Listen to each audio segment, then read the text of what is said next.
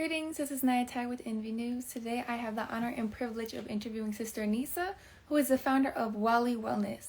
So today we'll be talking about wellness, of course, health, food, all that good stuff. So I'm going to go ahead and invite her to go live with me. And for those of you who do not know, NNV News stands for National Network View. So go ahead and follow us while you wait on our Instagram page, NNV News. I'll go ahead and type that in the chat.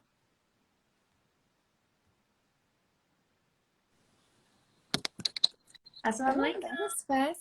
Walaikum salam. How are you? I'm fine. All praises due to Allah. How are you? I am fine as well. Ramadan Mubarak.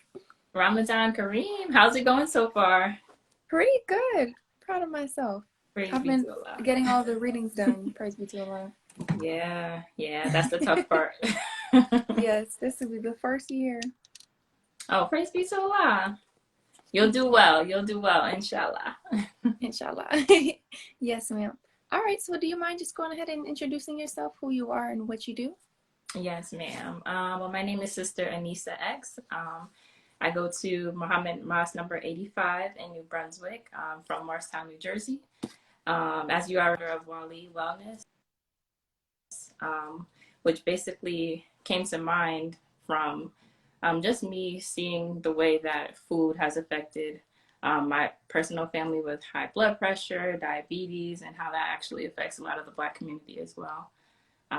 So I love food. I love to cook. I love to eat. So why not, serve the community in that way by creating healthier meals and some better alternatives to some of the stuff that we love to eat. But as we know in How to Eat to Live, there's a lot of things that we shouldn't be eating. So it's really just a child of that process, trying to marry comfort food with healthy food. Well, thank you. So in summary, what is Wali Wellness? Well, Wali Wellness is a meal prep service for the most part. So basically what we do is we'll meet with different clients who are looking to improve their diet in some type of way, whether that's losing weight, like I said, whether they're battling diabetes, high blood pressure, or if they just don't have the time to cook, which was really how I got started too, because that was kind of my issue. So I started meal prepping for myself and for my family, and that helped me a lot. And it's just like, hey, this could actually help a lot of people. So it's a meal prep service where we provide healthy meals for anyone who's looking to just put more structure to the way that they're eating. Okay, I need to start meal prepping for sure. But where do you stay at? Where are you located, so that any of our viewers, if they're interested, can go ahead and hire you? Yes, so I'm in northern New Jersey. So if you're in New Jersey near the Newark area, like I said, I'm from Morristown, which is like a tiny little town in New Jersey, which a lot of people don't know about unless they live here. But the closest big city is Newark. Okay. And yes, ma'am. And you have two Instagram pages, your personal and the Wally Wellness page. Do you mind just putting those out there so we go ahead and follow you? Yes, so I will put them in the comments, but my personal page is Anissa_85, my state number 85. And then my business page is Wally_Wellness. So that's WALI_Wellness. Okay, yes, ma'am. And so moving on to our first question. Why do you believe that healthcare through food is so important? Well, as the Most Honorable Elijah Muhammad teaches us, the way that you eat can either keep you here or it can put you in the grave. So that's really all that needs to be said. But just diving further into, what we see today in science and the way that people are now intermittent fasting. I know we've all heard that word, which all came from How to Eat to Live. I think that the greater society is catching on to the fact that eating less and eating more high quality foods is really the way to improve your health. Coronavirus was, a prime example of that.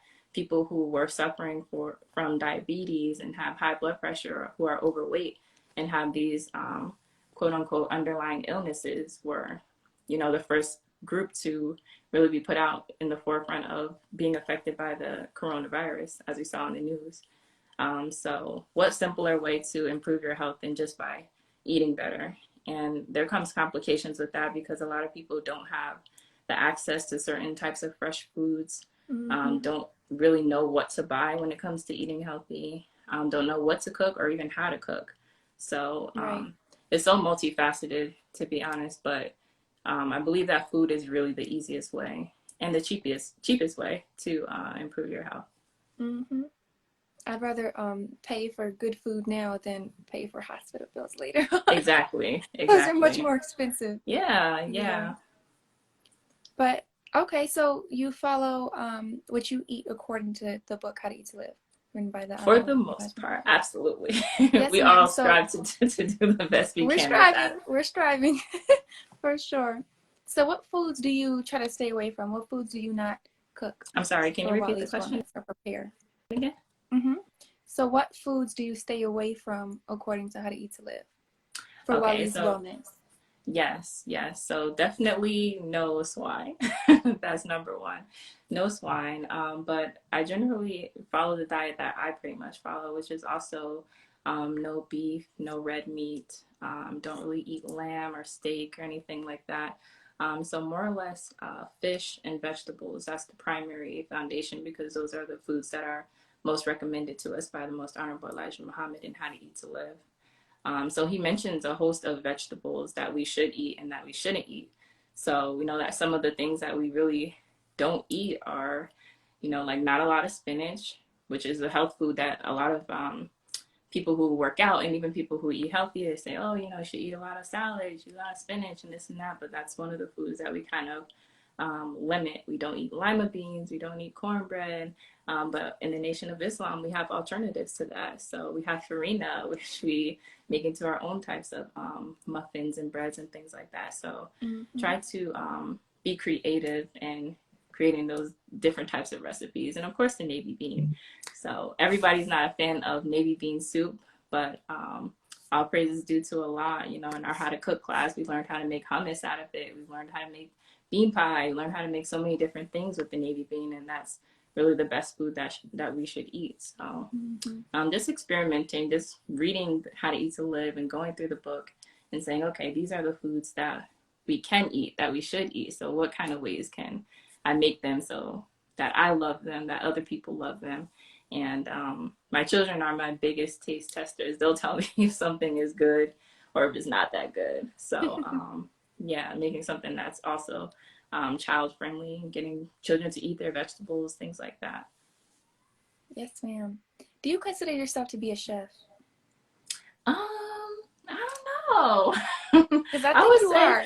I would say yes. I would say yes, but a very different type of chef because I like to really experiment. So I like to say more of a scientist. Okay, we'll Than take a that as chef. well. We'll take that too. Yes. A food scientist. We need a Yes, lot of those. absolutely. Okay, question. I've been hearing that you're not supposed to eat fruits and vegetables at the same time. Have you heard that as well? I've not heard anything like that, and Really? I've never, read it in How to Eat to Live, so I It didn't really say try how to to eat use to live. that as a foundation. I know that the Most Honorable Elijah Muhammad did say not to eat like cooked fruit, to stay away from like cooked fruits, but Right. to not eat them together, I don't see why not. Because then you'll cook out the nutritional value. But it was just Right. going around on Instagram. A lot of people have been making smoothies and putting them all over Instagram. I'm sure you've seen them. And Really? they said you're not supposed to mix the fruit with the vegetables because your body will only be able to take the nutrients from one of them at a time. Well, there's some truth to certain vitamins and minerals that don't mix. So maybe coming from that. So calcium and vitamin D are two vitamins that go together. But if you put something like zinc with it, it doesn't always mix as well. So it does, kind of stop you from absorbing certain vitamins when you eat other vitamins with it. So it could be from that, but just eating an apple with carrots, I don't think I don't think it'll hurt you. Right. Do you have any examples of foods that we should not eat together? Okay, so we can start with spinach. So spinach is one food that should not be eaten with calcium. Calcium will negate the iron that's in that food. So you'll only be able to, like you said, you'll only be able to take one over the other. You either get the calcium from it or you'll get the iron. So those are, things that are iron rich shouldn't be eaten with things that are calcium rich. Hmm. Okay. Thank you for that. I'll be sure to keep that in mind. Okay. And next question. Growing up, we've always seen like the posters and the signs of a plate of a healthy, balanced meal in a plate with like rice over here and broccoli over here and maybe a piece of bread. What is the proper balance of a meal that we should have? Like how much vegetables should we have compared to how much of the starch?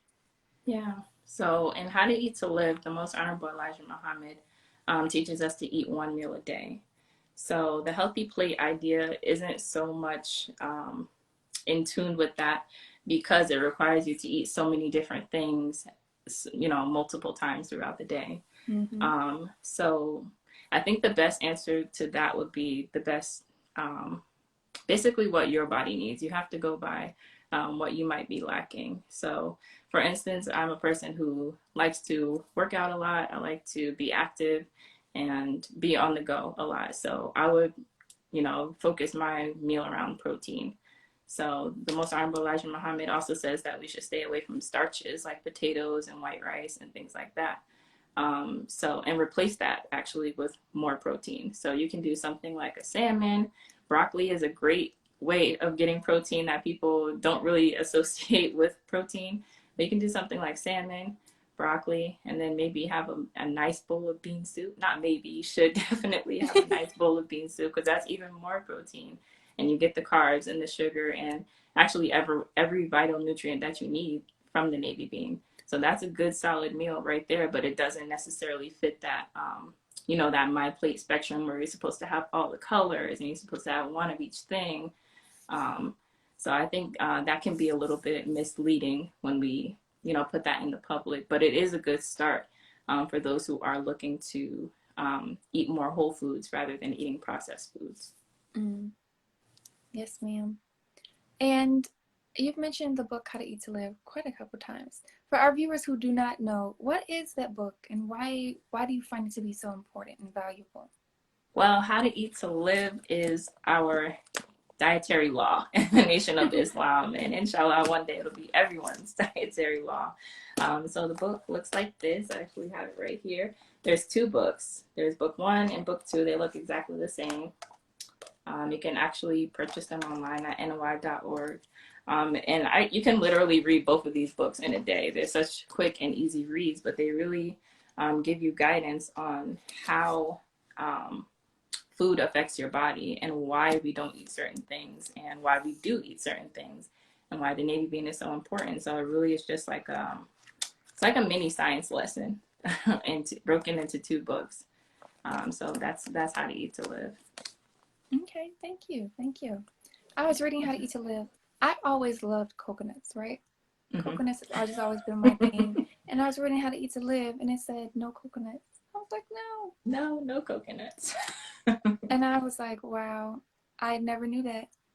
Right.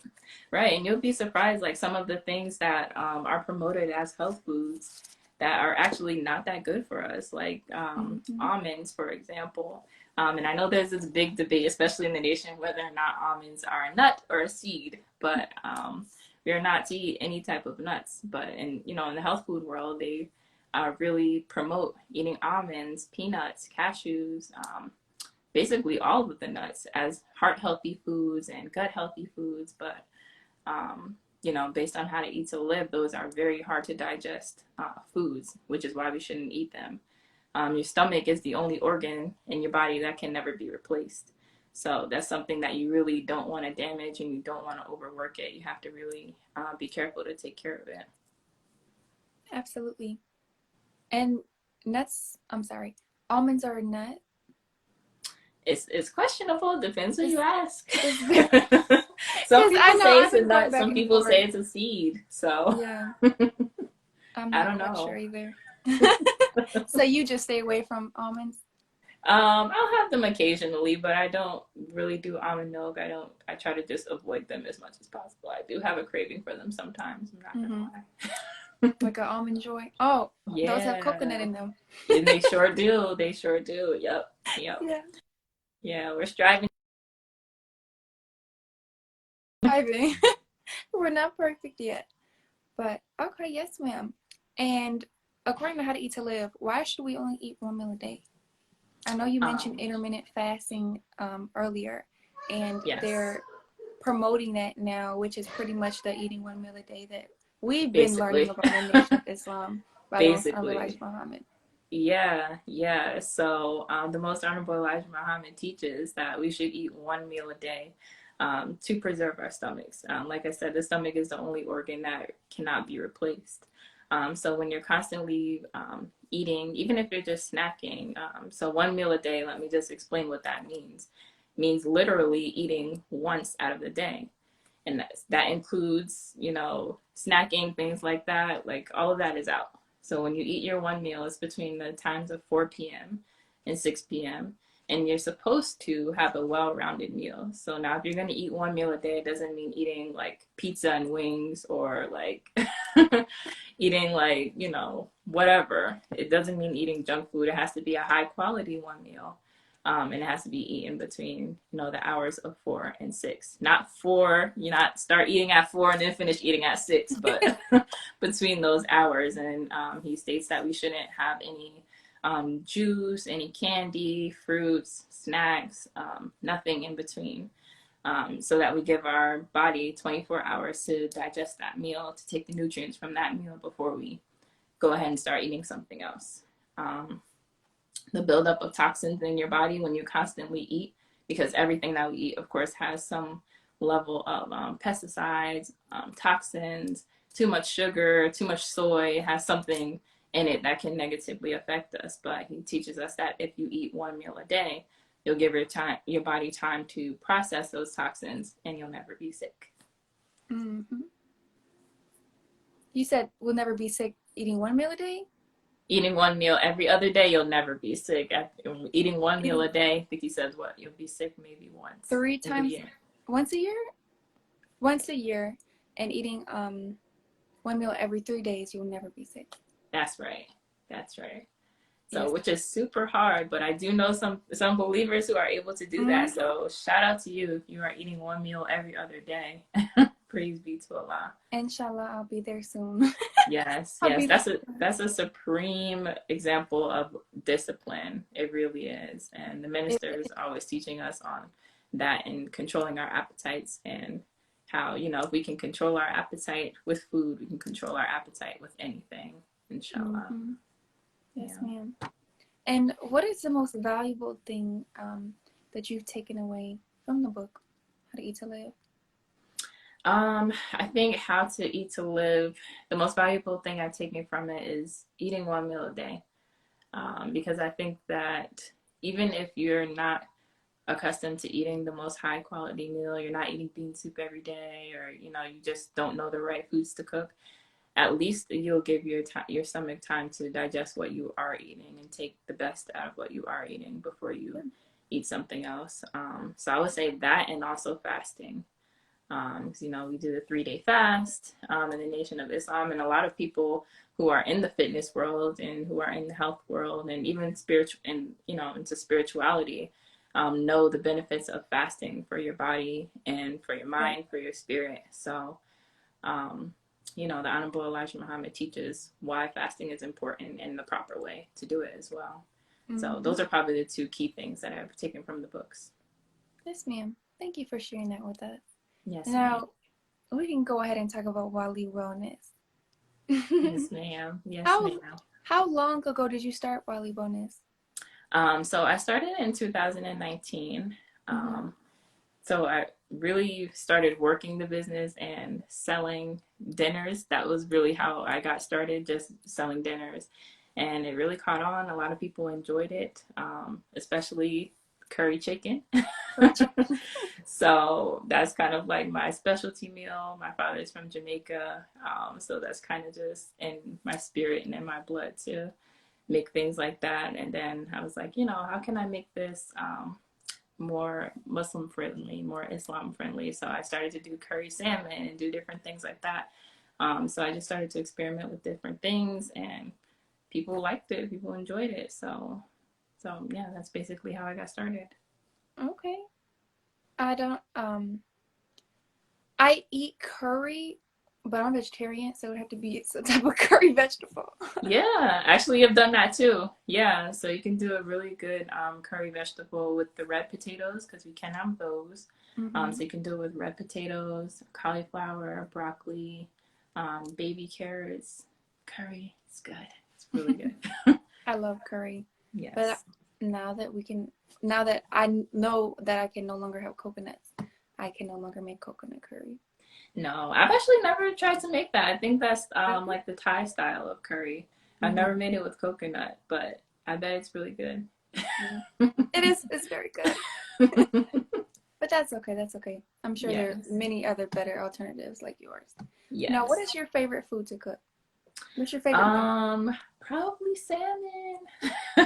I'm like obsessed with salmon. So it has so many health benefits. It tastes good and it's so versatile. You can really make it into, any flavor. Any flavor can go with this. So that's probably my favorite thing to cook. Something that I need to work on more is baking though. I'm not that good at Like, baking. I want to learn how to make a bean pie. ooh, that sounds good. I need to learn that as well. Yes, You're not the yes. only one. Now, who taught you how to cook? How did you learn Um, I this think I skill? just learned mostly by observing. I really got a lot of inspiration from my grandmother who literally made everything from scratch. Like I've never seen her really pull anything out of the freezer and cook it. Wow. So that kind of like sparked my interest when I was little. And then just watching my mother cook, watching my aunts cook, and just always being in the kitchen and helping out, whether it's just like, they always make the children peel the apples for the apple pie or peel the potatoes or do something that's like, I don't want to do this. But the cool thing is that you get to watch and you get to just feel the love and the energy that's in the kitchen when cooking is happening. So, yeah, then I just started experimenting on my own. Hmm. Okay. So you don't always follow the traditional recipes. You do a lot of making your own recipes as well. Right, right. So, usually when I'm making something new, I might check out a recipe online, but then I always tweak it to, Yeah. match my own taste or, to match, maybe I'll have to substitute an ingredient, something like that. But I considered like really writing down recipes because my grandmother, she, may Allah be pleased with her, passed away and never wrote down anything. So now all of Oh, those like delicious stuff that she used to make and all the really good things that nobody can seem to remake, like how she made it, is kind of just gone. So we lost that.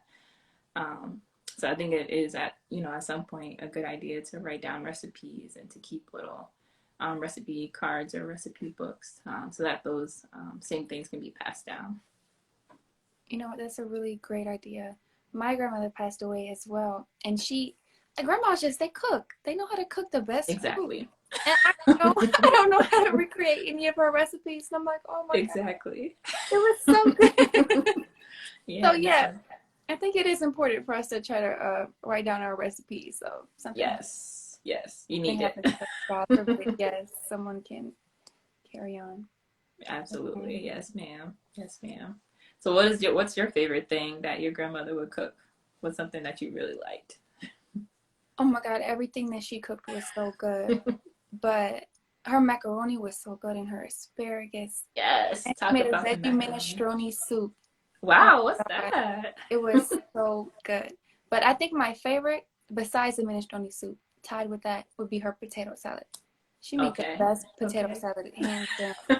And Yeah, I'm with you on that. Yeah. any family party we had, I'd be like, Granny, can you make some potato salad for us? It was Yeah. so good.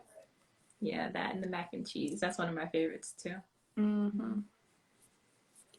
Now, question for you, since you're a food scientist. For those who are vegan, Hmm. is is being vegan healthier for you than being vegetarian?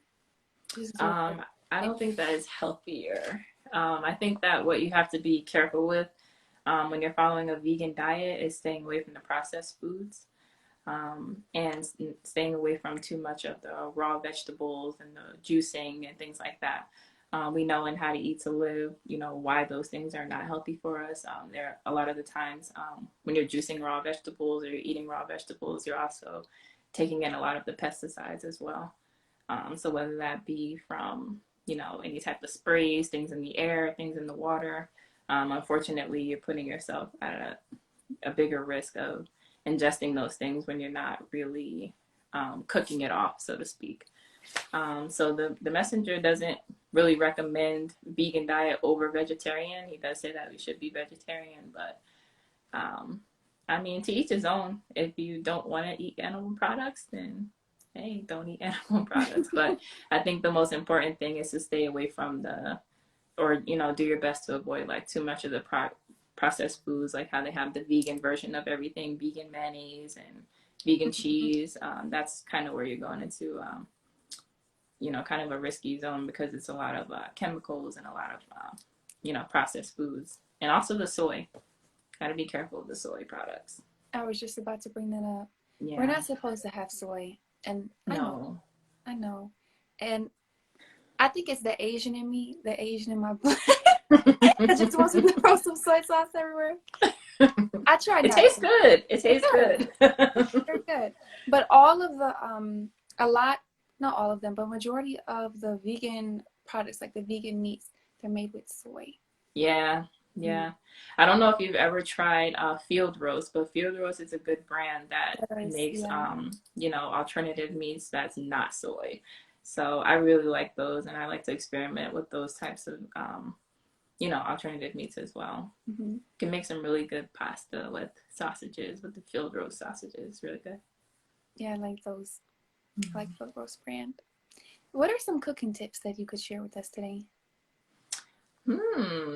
That's such a broad question. It is.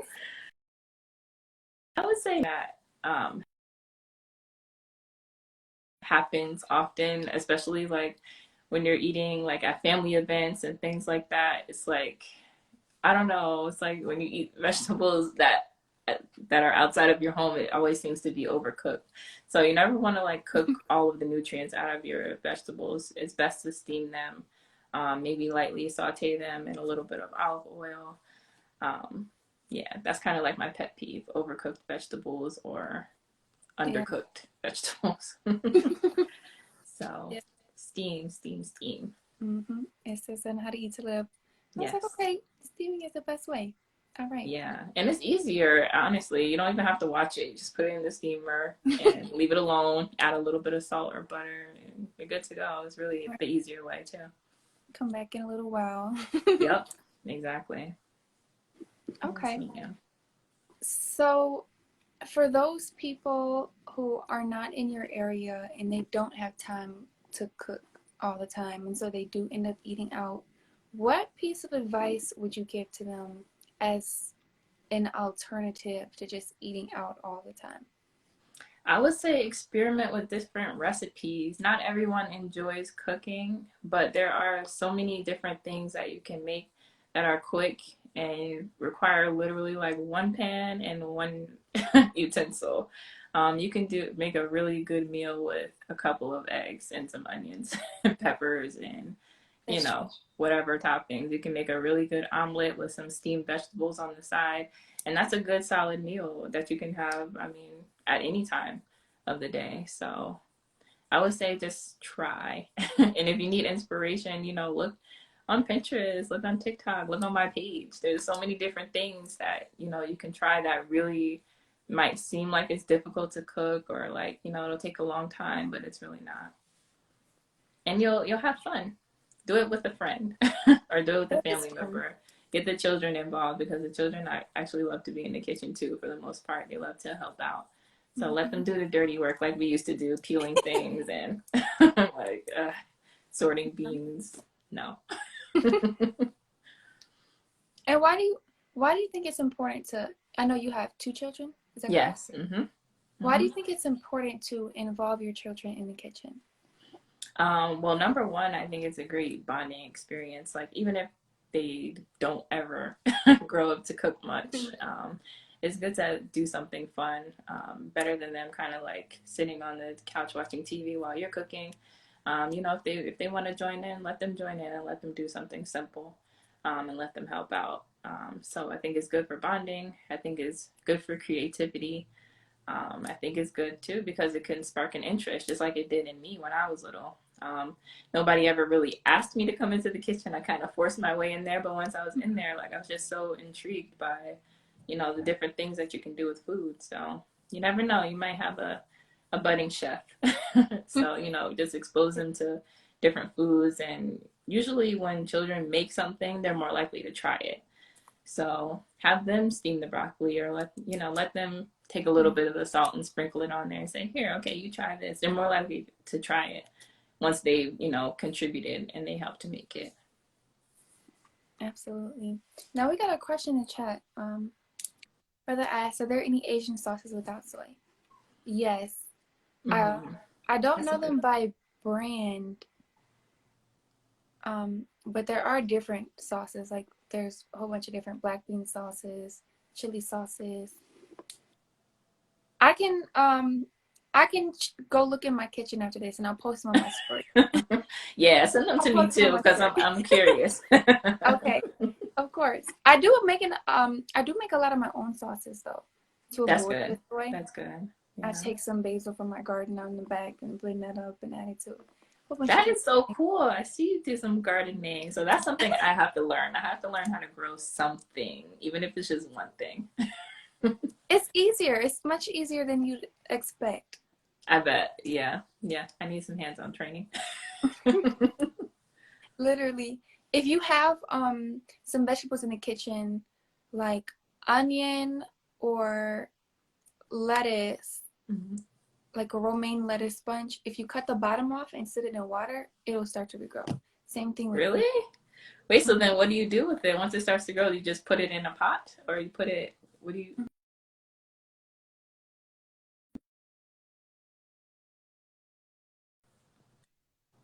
Yeah, you could, I'm sorry, my alarm went off, so I'm not quite sure the last thing you said. But you could leave it in the water or put it in a pot in some soil, but it will just continue to regrow. Oh, wow. That's cool. That's cool. Yeah, celery that's as well. something I want to learn. Celery as well. Just wow. I didn't know that. I did not know that. Yeah. See, you already learned something. I know you learned something. Yeah. Praise be to Allah. Praise be to Allah. Now, this has been a wonderful interview. I'm really enlightened. Just suggested amino acids in place of soy sauce. I've tried that. The coconut aminos, I think they may be talking about. It's not the same. It's not the same. I'm sure it's not. I'm sure it's not. Alternatives are normally never the same. Yeah. Yeah, I have some in the fridge right now. I've had it for like 6 months. I probably used it like once. It's very strong. You have to be experienced with that. You have to definitely try it a few times because it has a very, to me, it has a very bitter type of taste. It's not like kind of like salty like soy sauce. It's just bitter. I'll keep that in mind. Yes, ma'am. Now, before we go, is there anything about Wali Wellness that you want us to know? Well, I'm an entrepreneur. I'm just getting started growing my Instagram and, growing my business. So if anyone has any tips or has any suggestions or just want to support, just go ahead and follow my page and send me feedback. That's really the best thing that would help me out. I'm a very social media shy person. So even doing this was like a big step for me. So just trying to figure out ways to grow my page and grow the business. Always open to suggestions and support. Praise be to Allah. Yes, ma'am. And thank you so much for agreeing to come on today. Thank you for having me. Of course. And if you ever want to come back on, talk about some meal planning or some prepping or just how to eat to live, so many different things that we could talk about, just reach out to us. Reach out to us at the NNV news page and we'll respond and we can go ahead and set up a date. Yes, ma'am. Praise be to Allah. Okay. Thank you so much. Of course, of course. And on behalf of NNV News, thank you everybody so much for tuning in today. Go ahead and follow us on our Instagram, NNV News. The only reason that we were on my Instagram today, the past couple weeks, is because we've actually been blocked from going live. Oh, gosh. Twice, maybe 3 times now on Instagram. Well, that means you're doing something right. So all praises due to Allah. All praises due to Allah. Yes, ma'am. But may Allah continue to bless you throughout this Ramadan with You as well. successful. I can't even say fast because in How to Eat to Live it says for it to be a fast it has to be over 24 hours. Right, So just a exactly. successful Ramadan. May He bless you with that. Yes, ma'am. You as well. Ramadan Mubarak. Ramadan Kareem. Assalamu alaikum. Peace, everybody. Wa alaikum salam.